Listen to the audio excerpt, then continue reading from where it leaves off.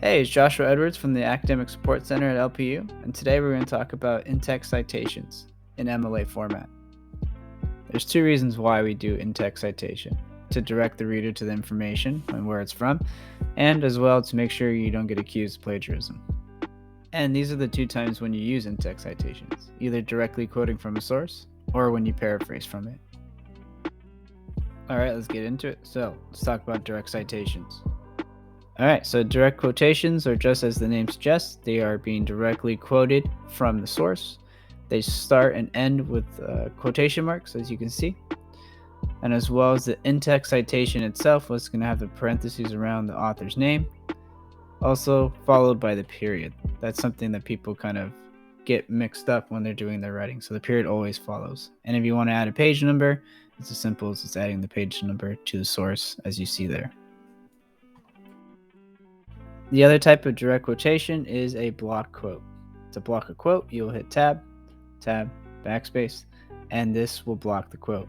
A block quote is 4 or more lines that are directly quoted from the source. As you can see, there's no quotation marks in the beginning or the end, and the in-text citation is actually after the period. So what's after being quoted is after that. So paraphrasing citations. So they're very similar to direct citations, except you don't need quotation marks because you're not quoting directly from the source, you're paraphrasing. Which paraphrasing basically means is you're taking the information from the source and kind of wording it in your own way, or what fits better for your paper. So as you can see, this is the sentence. It's still cited the same as before. We have the author and the page number with the parentheses, as well as the period after. And this is just a simple setup of how you should have your paraphrasing citation set up.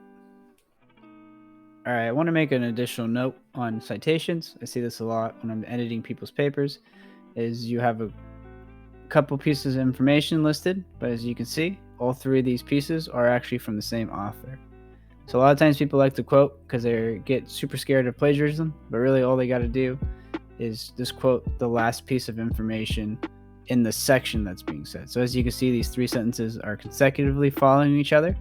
So instead of having to list it for each sentence, what you could do is you just kind of write the page range for all three and use it for the last piece of information. Now this tells me, the reader, that everything above that last citation is all coming from that information from Ralph. So this is just a way to make your paper look a little better, a little cleaner, and a lot more professional. I like to add that the last tip only works if it's from the same source. As you can see here, we're going to highlight the first piece of information is from Rolf, the third piece of information is from Rolf, but the middle is not. It's from Hernandez. Now, in this case, I can't refer to Rolf only at the end because there's a piece of information that's not from him in the middle. Now, as you see above here, I was able to do this because it's referring to everything above that in-text citations from that source.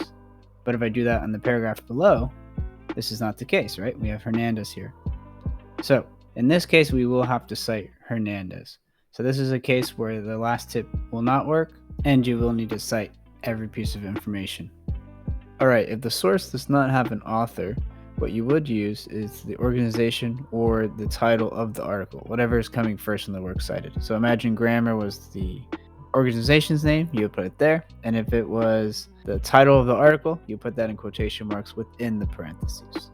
So just remember, whatever is first in the works cited is going to go in the in-text. Last but not least, what do you do when there are multiple authors? Well, in this case, let's take the first example. Imagine Rolf and Hernandez wrote a book together. There's two authors on the book. You put the first author, Rolf, first, and Hernandez.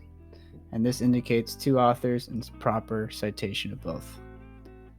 But what if there is 3 or more authors in the book? So imagine Rolf wrote something with some other authors. Well, in this case, you put the first author, E-T-A-L, period. And then if you need to include the page number, you can. And that's the proper citation. That also works for the 2 authors if you need to put a page number after the names. But this is proper citation of 3 or more authors. That is all you need to know for MLA in-text citation. So if you guys need anything else, come to the Ask or just email us.